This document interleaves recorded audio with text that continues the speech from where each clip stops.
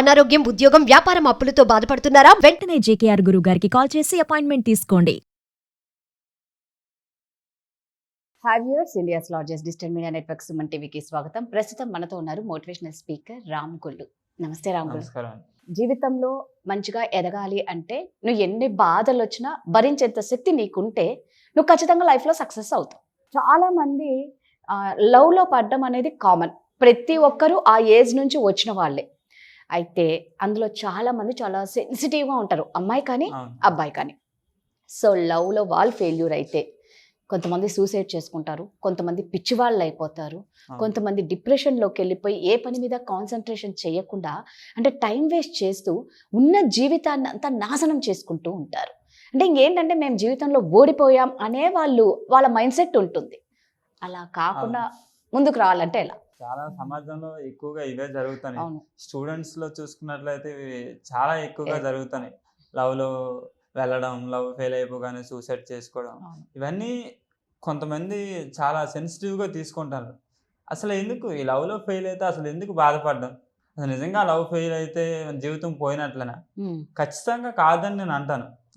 ఎందుకంటే సిన్సియర్గా నువ్వు ఒక అమ్మాయిని కానీ ఒక అబ్బాయిని కానీ ప్రేమించవు. అంటే నువ్వు ప్రేమను ఇవ్వడం నువ్వు చేసిన పని. వాళ్ళు నిన్ను ప్రేమించలేదు, తర్వాత నిన్ను ప్రేమించిన తర్వాత మధ్యలో వెళ్ళిపోయారంటే అది వాళ్ళ మూర్ఖత్వం అనమాట. సో సిన్సియర్గా నువ్వు ప్రేమించినా కూడా వాళ్ళు వెళ్ళిపోయారంటే అది ఇంక మనం మార్చలేం. ఎందుకంటే శారీరక సంబంధాలకు మాత్రమే అలవాటు పడిన ఈ రోజుల్లో నువ్వు అంత సిన్సియర్గా ప్రేమించిన కూడా వాళ్ళు వెళ్ళిపోయారంటే నిజంగా అది వాళ్ళ మూర్ఖత్వం అనమాట. సో అలాంటి వాళ్ళ కోసం నువ్వు ఎందుకు బాధపడాలి? నీ కెరియర్ నువ్వు ఎందుకు పాడు చేసుకోవాలి? మనం ఎప్పుడైనా బాధపడేది ఏమైనా ఉందంటే రాముడినే నమ్మిన సీత లాంటి అమ్మాయి కోసం నువ్వు బాధపడాలి. లేదా రాముడు ఒక భార్య ఒక పత్ని అనుకుని ఉన్న రాముడు లాంటి అబ్బాయి కోసం నువ్వు బాధపడాలి. అంతేగాని మధ్యలో నీ జీవితంలోకి వచ్చి మధ్యలో రంగులు మార్చుకొని వెళ్ళిపోయి సీతాకొక చిలుక లాంటి కోసం నువ్వెందుకు బాధపడాలి? అలాంటి వారి కోసం నీ లైఫ్ నువ్వు ఎందుకు అసలు రిస్క్లో పెట్టుకోవాలి? సో వదిలేయి. ఇక్కడితోనే దీన్ని వదిలేయడమే కరెక్ట్. ఇక్కడి నుంచి నీ కెరియర్ని ఇంకొక తోవలోకి తీసుకెళ్ళాలి. అంటే మీ ఉద్దేశం ఏంటి? అంతటితో జీవితాన్ని వదిలేయండి అనే మీరు చెప్తున్నారా? నేనైతే అలానే చెప్తానండి. ఎందుకంటే కొన్నిసార్లు పట్టుకోవడం ఎంత ఇంపార్టెంటో వదిలేయడం కూడా అంతే ఇంపార్టెంట్. ఫర్ ఎగ్జాంపుల్ మనం చూసుకున్నట్లయితే దీపావళిలో మనం కాకర పువ్వుతులు అనేవి కొన్ని కాలుస్తూ ఉంటాం. వాటిని మనం వెలిగిస్తాం. వెలిగించిన తర్వాత వాటికి అవి వెలగడానికి, వెలుతురునివ్వడానికి కొంత మందు పదార్థం అనేది ఉంటుంది. ఆ మందు పదార్థం ఉన్నంత వరకు అది బాగానే వెలుగుతుంటుంది. సో దానికి ఐరన్ రాడ్ లాంటిది ఉంటుంది. అది మనం పట్టుకొని ఇలా ఇలా ఇలా తిప్పుతుని కొలుతూ చాలా వెలుగులు ఇస్తుంది.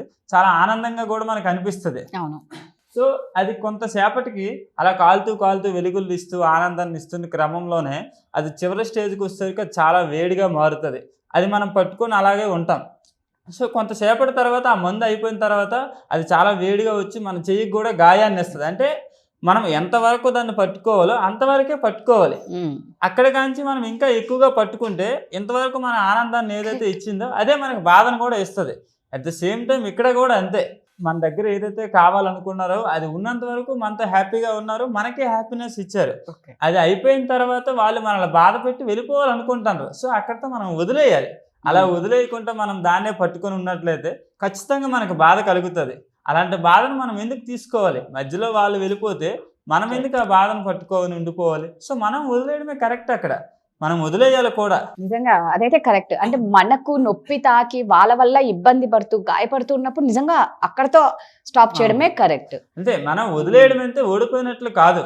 ఎందుకంటే మనం వదిలేయడం అంటే మన జీవితాన్ని ఇంకో కొత్త మార్గంలోకి తీసుకెళ్తున్న మరొక నిర్ణయం మనం తీసుకుంటున్నట్లే.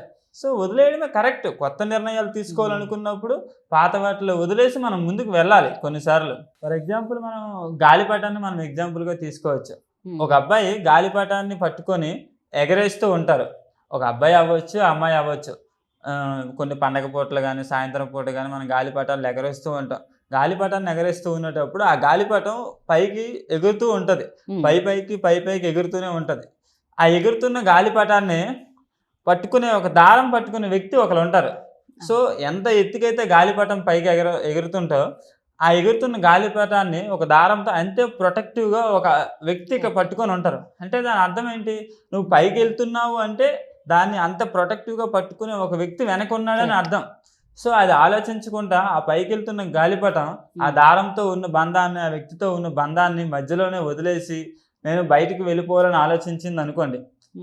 సో నిజానికి అక్కడి నుంచి ఆ బంధాన్ని తెంపుకొని ఆ గాలిపటం బయటికి వెళ్ళిపోతే అది ఎలా వెళ్తుందో తెలియదు, ఎక్కడికి వెళ్తుందో కూడా తెలియదు, సో ఎలా పడుతుందో కూడా తెలియదు. అలా అని ఆ గాలిపటం వెళ్ళిపోయిందా అని ఈ గాలిపటంతో దారాన్ని పట్టుకున్న వ్యక్తి బాధపడుతూ ఉండాలంటారా? ఉండవలసిన అవసరం లేదు. ఎందుకంటే నీ ప్రేమను తను గుర్తించలేక వెళ్ళిపోయింది, నీతో బంధాన్ని తెంచుకొని వెళ్ళిపోయింది. అంత ప్రొటెక్టివ్గా నువ్వు తను కాపాడగలిగావు, కానీ ఆ ప్రొటెక్టివ్గా తను ఉండలేకపోయింది. సో మీరు బాధపడవలసిన పని అంతకంటే లేదు. ఎందుకంటే వెళ్ళిపోయిన గాలిపటం ఎలాగైనా వెళ్ళిపోయింది, కానీ మన దగ్గర ఉన్న దారంతో అంతే ప్రొటెక్టివ్గా ఇంకో గాలిపటాన్ని మనం ఎగరేయచ్చు. సో మళ్ళీ మన జీవితాన్ని మళ్ళీ మనం రీస్టార్ట్ చేయొచ్చు అనమాట.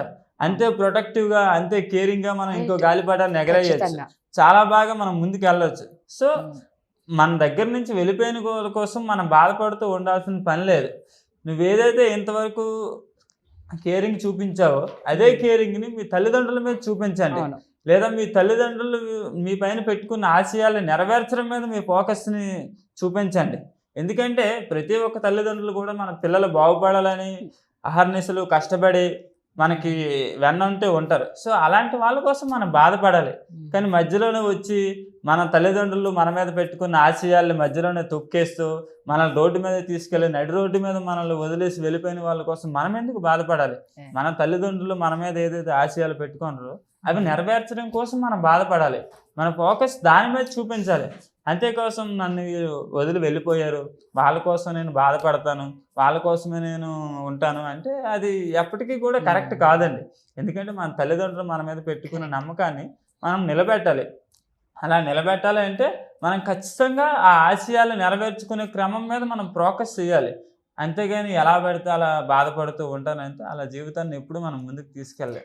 Yes, correct. రాము మీరు చెప్పింది చాలా కరెక్ట్ అనమాట. అంటే 2 ఎగ్జాంపుల్ చాలా బాగున్నాయి. ఒకటి కాకరత్తు కానీ, 2 గాలిపటం కానీ. నిజంగా మనల్ని బాగా చూసుకొని ప్రొటెక్ట్గా మనకు ఒక ప్రొటెక్షన్ ఇచ్చే వాళ్ళని మనం మిస్ చేసుకోకూడదు అని అవతల వాళ్ళకు తెలియాలి. లేదు అనుకంటే గాలిపటం బతుకే అయిపోతుంది. సో ప్రొటెక్ట్ చేసే వాళ్ళు ఎవరినైనా ప్రొటెక్ట్ చేయగలుగుతారు. ప్రొటెక్ట్ చేసే వ్యక్తి నిన్ను కాకపోతే ఇంకొకరిని, యువతల వ్యక్తినైనా ప్రొటెక్ట్ చేయగలరు, లేదా పక్క వ్యక్తినైనా ప్రొటెక్ట్ చేయగలరు. ఎందుకంటే ప్రొటెక్ట్ చేయడం వాళ్ళకి వచ్చి కాబట్టి. సో ఎలా అయినా వాళ్ళు ప్రొటెక్ట్ చేయగలరు. ఆ ప్రొటెక్టివ్నెస్ లో ఉండలేకపోవడం అది వాళ్ళ బ్యాడ్ లక్ అనే చెప్పాలి. లవ్ లో ఫెయిల్యూర్ అయిన వాళ్ళు నిజంగా ఇందాక రామ్ చెప్పినట్టు ఎగ్జాంపుల్ తీసుకోండి. ఒక్కసారి ప్రాక్టికల్ గా ఆలోచించండి. మన పేరెంట్స్ మన కోసం ఎన్ని సాక్రిఫైస్, త్యాగాలు చేస్తున్నారు. వాళ్ళను వదిలేసి నిన్న కాక మొన్న వచ్చిన వాళ్ళ కోసం మీరు డిప్రెషన్ లోకి వెళ్ళి సూసైడ్, మీరు నిమిషం పాట ఆలోచన, దురాలోచన, మీ సూసైడ్ చేసుకుంటే ఇంట్లో వాళ్ళ పరిస్థితి ఏంటి? ఒక్కసారి ఆలోచించి స్టెప్ వేయండి. బట్ నెక్స్ట్ ఇంకా మంచి లైఫ్ ఉంటుంది మీకు. Thank you.